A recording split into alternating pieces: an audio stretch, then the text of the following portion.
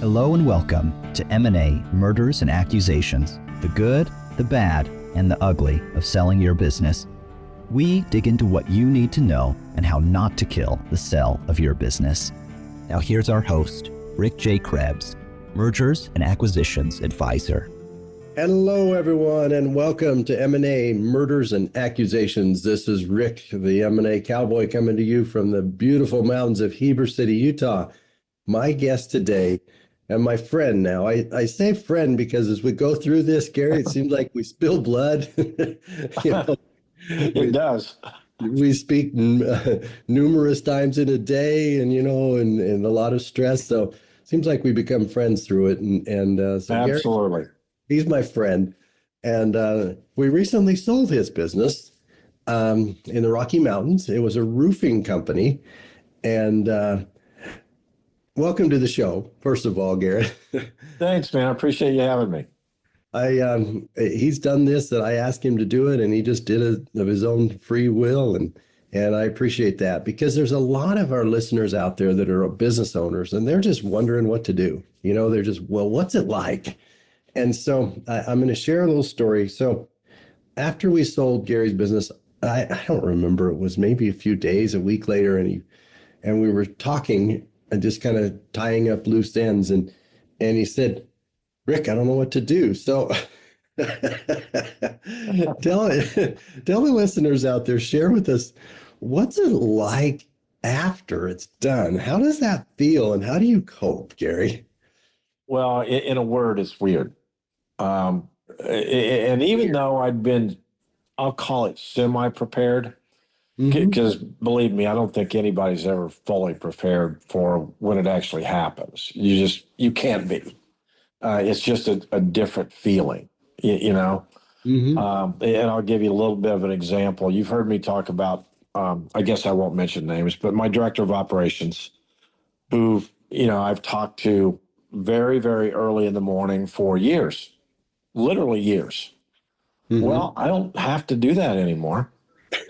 I don't need to do that anymore. As a matter of fact, I'm sure he doesn't want me to do that anymore. So that was just strange. It'd be 7 o'clock in the morning, and I'd be going, who do I call? So it's a different mindset, even though, as I've traveled back and forth between two states with kids and grandkids for, quite a few years now. So I wasn't at the office all the time. And nor was I at the office all the time, even when I was, back home, at the office, but because there was no need.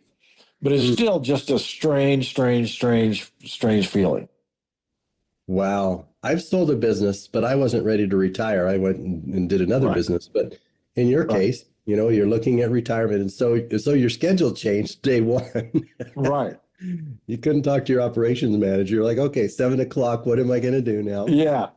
Yeah. And my wife doesn't get up early. So, it was like I was bouncing off the walls here for a bit. So what have you replaced it with? Well, I play a lot of golf, first of all, but I never want to play so much golf, Rick, that becomes a job, And I'm training. Lord knows why I'm doing this, but I'm training to do this. I won't say the name, but a mountain climbing thing back in my home state, and it's a killer. It's it's only 1 mile, but it's 2,200 feet of elevation gain, and it's a lot. So again, why I'm doing that, I have no idea. I don't think I'm very smart.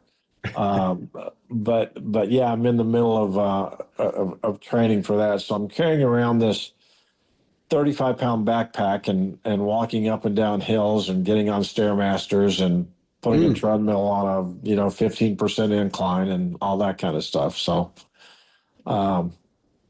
but when we're here, and I'll say this, when we're here in Kentucky, it's with the kids and grandkids, it's busy anyway. Yeah, so life has been filled up. That's what I've heard, is you take something out and then it fills up with something else. And it sounds like it's filled up with doing the things you want to do, versus the things you have to do. Yeah, and if you don't fill it up with something else, I think that's when people that retire, no matter if they sell a business or whatever they retire from, get into trouble. Because what's the phrase? Nature abhors a vacuum. Mm-hmm. And if you don't have something to replace it with, then I think that's a recipe for some not good things happening. But if you're halfway prepared in what you want to do, or at least actively seek out, pretty quickly, other activities and interests, you're better off. Wow, that's really good advice because I've heard of business owners that do just, quite frankly, stupid things Yeah. after, and then they later on they're like, well, I wish I hadn't sold. But that's really good advice. And in exit planning, we have three legs to the stool. We have the business leg, and then we have your personal life. And a lot of Yeah. times that personal life is overlooked until you fall off the cliff and you're like, oh, what do I do? What do I do? I know.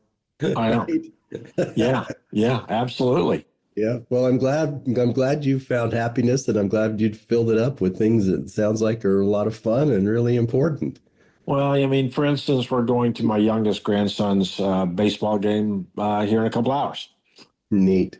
So, yeah, it's just something that we've done throughout the years with all the grandkids. So, um, and we were only here for 10 days this time. Usually we stay longer. But this time it has only been 10 days, but we got to see 5 ball games, Wow. by the end of today. So, That is um, so cool. yeah, There was a business owner recently. I was on the phone with him, and he's like, I really need to sell now. And I dug a little deeper, and he said he had this friend, and his friend would go hunting every year, and he asked him to go, and every time he was like, "Oh, I'm too busy. I got this," had some excuse. And his friend just said, "Listen, I'm going to die before you go hunting with me." And his friend recently died. there you go. And I've had friends that have died recently. Yeah. I've had friends that have had heart attacks. My next door neighbor here, is my son's father-in-law, Yeah. he's had heart issues and other issues, and he's 74 and he's not going to live forever. And you, at some point, saying, "Oh yeah, we'll get around to that," doesn't work anymore Mm-hmm. because nobody beats the calendar, you Yeah. know.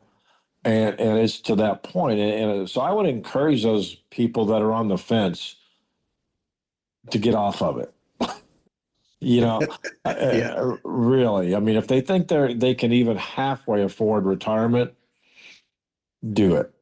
Mm, gotcha. Now, as we're talking about time, I went back and looked, and we started in August of 2021, and then we ended up finishing did we sell in March? Was it February or March that we sold? It was It supposed to be closed in March. closed in March. So from August of 2021 to March of 2025, we worked together. So almost 4 years. And so sometimes it takes longer. And we had started with your business. We took it to market. We weren't getting the offers that we wanted. And so we backed off, if you remember, and we said, okay, you asked me like, Rick, what do I need to do? And Right. one of the things we moved the financials from a cash basis to accrual, which is really important in roofing companies. We It should have is. done more with it. We did partial. We should have done more. The quality of earnings report, we had to do that at the end, right? Don't remind me. Don't remind, that was a costly thing. Yeah. But anyway, there were certain things that we did. Do you remember what else we did? You must be getting at something here. I know there was a time lag or a time lapse in between times that we had it on the market of about 2.5 years. Mm-hmm. And then obviously, as you mentioned, we went from cash to accrual basis. I wish we would have done that sooner, as it turned out. Yeah. But we didn't. And I know why, but we didn't. Yeah, I'm not sure what you're getting at though, as far as what else we did. Give me a hint.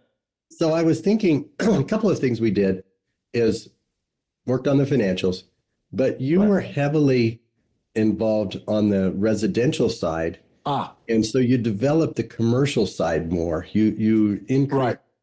it's not a customer concentration, but it was an industry concentration which you had, and the buyers didn't like that. They're like, "Hey, you need some diversification." And you're as your roofing business, you were dependent on the weather for part of it, not all of it, but you had some diversification issues there, and we worked on It those. was.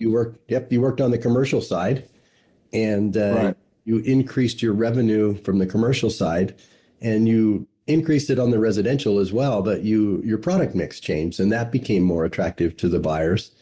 The other thing, less dependent on the storms.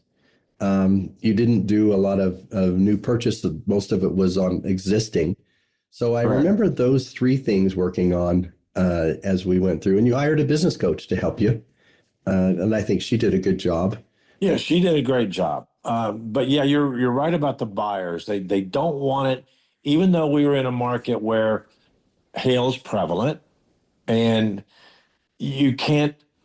You know it's going to come at some point, but there was a 2 year lag time where nothing happened. Yeah, right So, in the middle of the sale, right? It's like, oh, well, it wait. happened right in the middle of when we were trying to get it back on the market. You Mm-hmm. know, so there was that issue. So yeah, going into the commercial thing, I think was big too.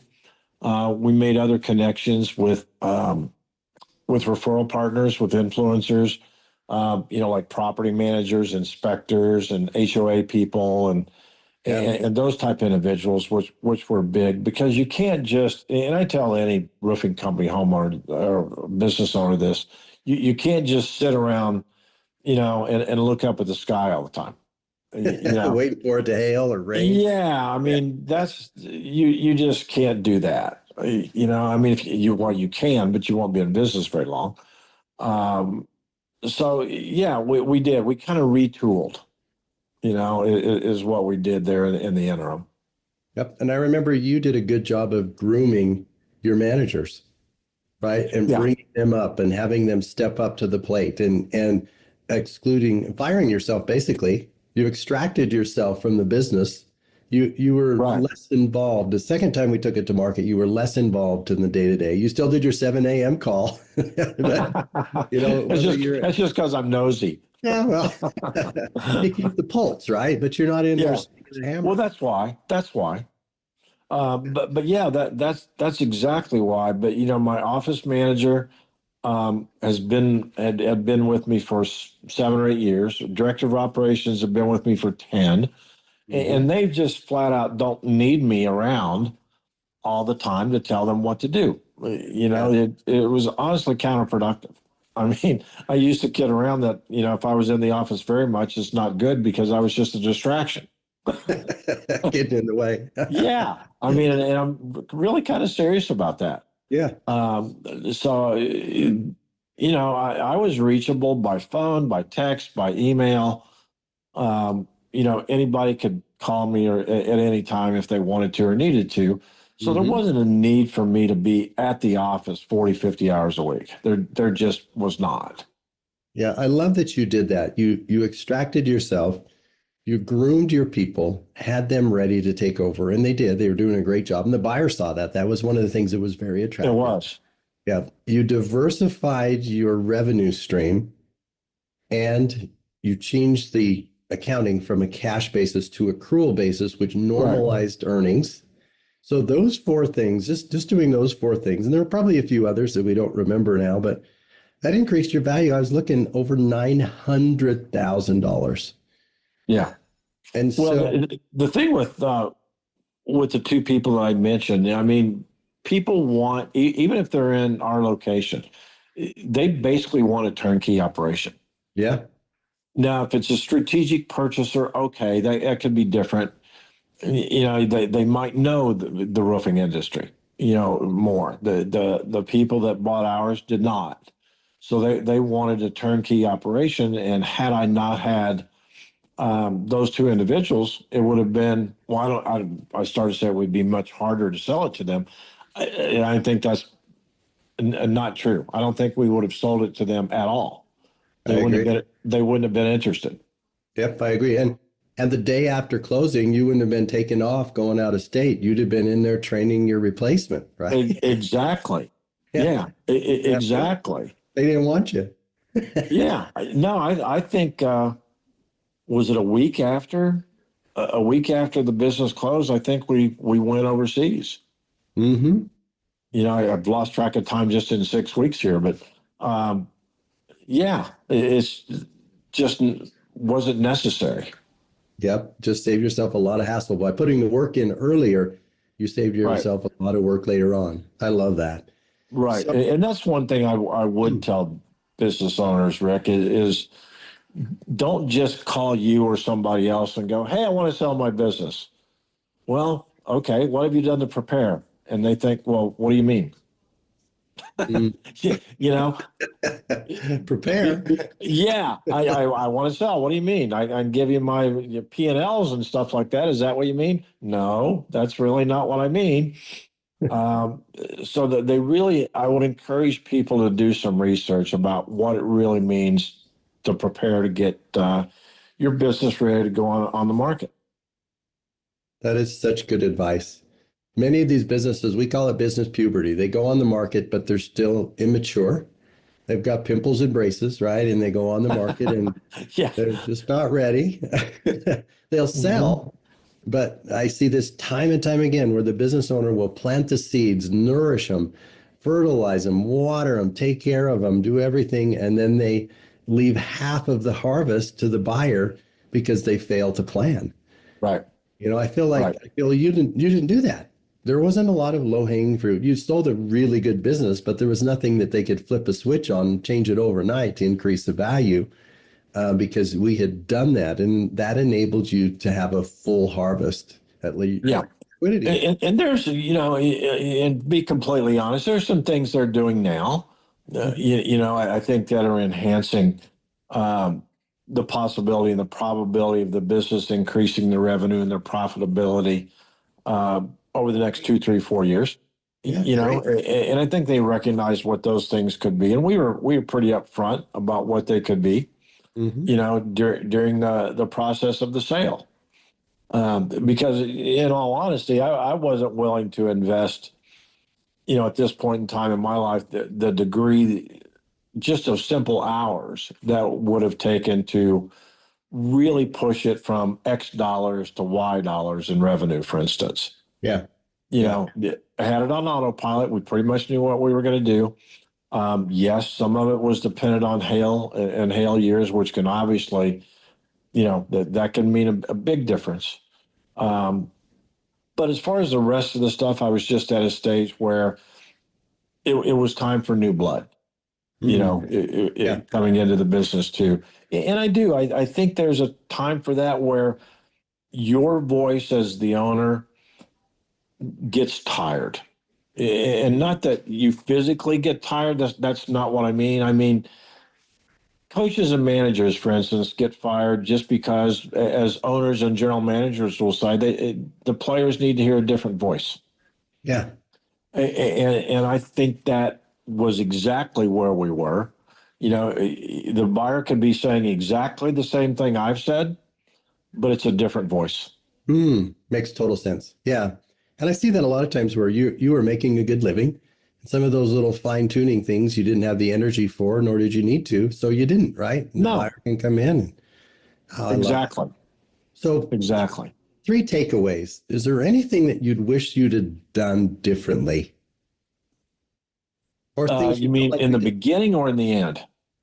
overall? Overall. Or end. One Well, you mentioned, we should have gone to a full accrual basis. yeah, that's really the big one.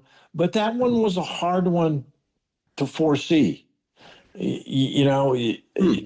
I'll just mention why it happened, though. We had a tax accountant there at the end. It was a hail year. But what happened was it was insurance companies were really kind of slow walking payments.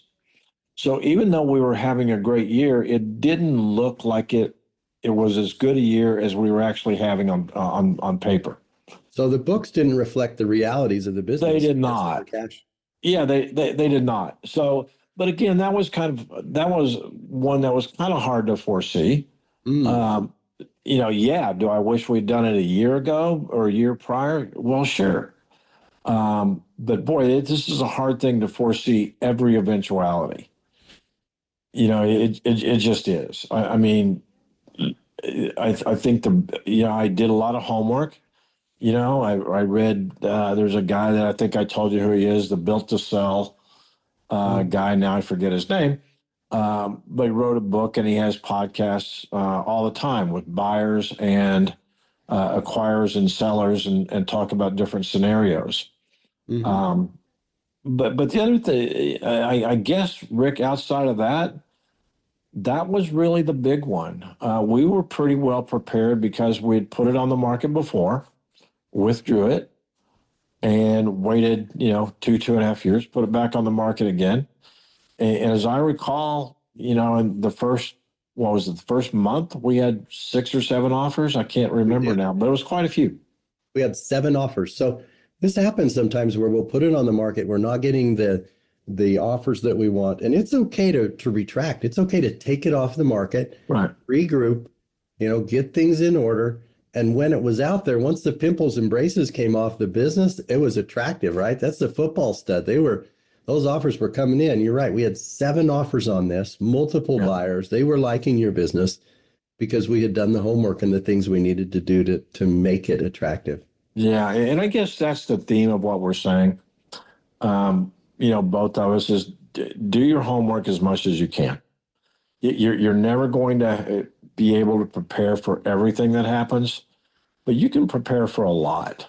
Mhm. Um, and I know you're good at coaching people on how to prepare.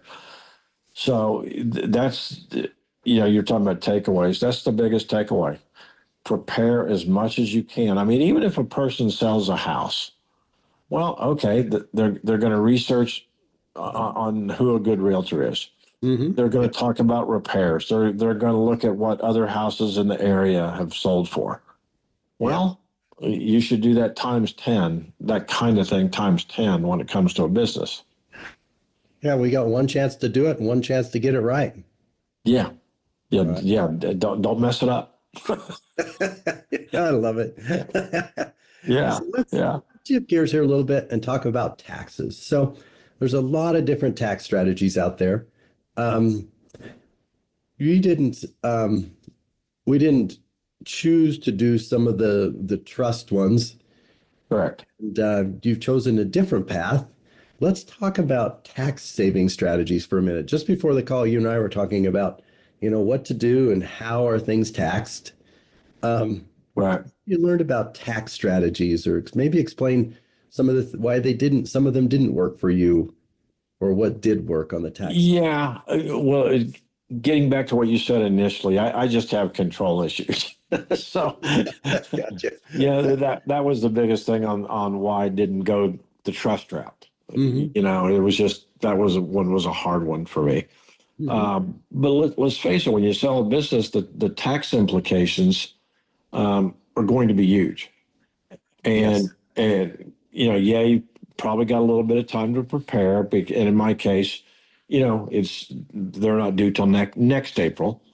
So that there's some time to prepare, but you have to figure out, okay, is this capital gains or is this ordinary income? Because the difference between the two can be massive. 20%. There you go. So, and do you want to start another business? Do you want to put money into that business? Um, what do you want to do with the money? And that's, I guess that's a takeaway too, Rick. I would encourage people to really research on reducing their tax implication liability as much as they can, and then figuring out what they want to do with their money, uh, to keep it, for their family. Because the worst thing in the world would be to sell a business and 5 years later you look down the road and go, "Where's all the money?" Oh, can you imagine? Be awful. No, no. And I was on the phone this morning with people making sure that doesn't happen. Um, Hmm. so yeah, just when you sell a business, in a lot of respects, the work's just almost starting. It's just in a different way. Yeah, yeah, that makes sense. And I think getting a good financial advisor and financial help with the money.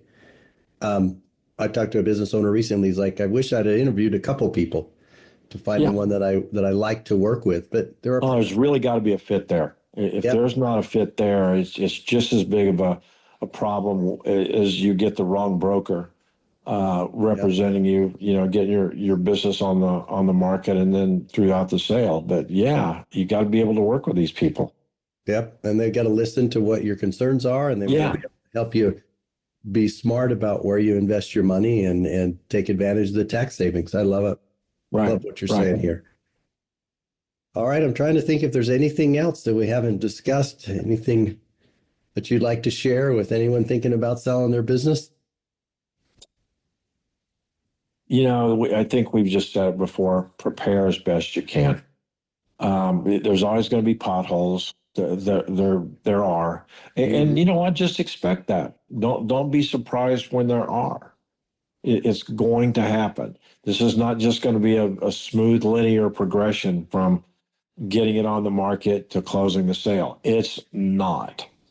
Ours was a little bit of an ordeal because we had the change from the accounting methods, which literally added weeks and months into the process because we had to do it twice, right?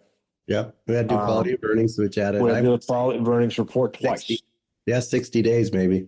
Yeah. Asking me, you're like, Rick, what percentage? Where are we at? Are we more than 50% chance we're going to sell? Do you remember that? Oh, geez. Are we 80?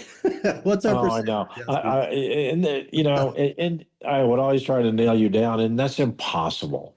Mhm. You can give your thought as best you can, but you can't nail down a percentage and all that. I think down deep, both of us thought it was going to, but boy, we sure didn't know when. No. It got extended a couple of times, mostly it because got extended, and it can be. The other thing I will tell people is that this is stressful. It absolutely is. Even I would think, even in the best scenario, and ours had potholes, but it's stressful, man. It is, and you have to have some outlets for that, or otherwise, man, it makes for a long few weeks or months. Yeah. And I tell people, buckle up. It's a ride. It's a roller coaster ride, and it is stressful. It is. There's no way around it. Yeah, there's just it is what it is, but we can get through it. Yeah. Day by day. Yeah. Well, Gary, I sure appreciate your time today. I know you're busy, not as busy as you used to be, but still busy. We appreciate you joining us on the show today. Till next time, this is Rick, the M&A cowboy, with murders and accusations, the good, the bad, and the ugly of selling your business. Thank you and have a great day. Thank you for attending our podcast. We invite you to join us for future episodes of M&A, Murders and Accusations, the good, the bad, and the ugly of selling your business. You can also visit us at www.bsalesgroup.com or email Rick directly at rick@bsalesgroup.com.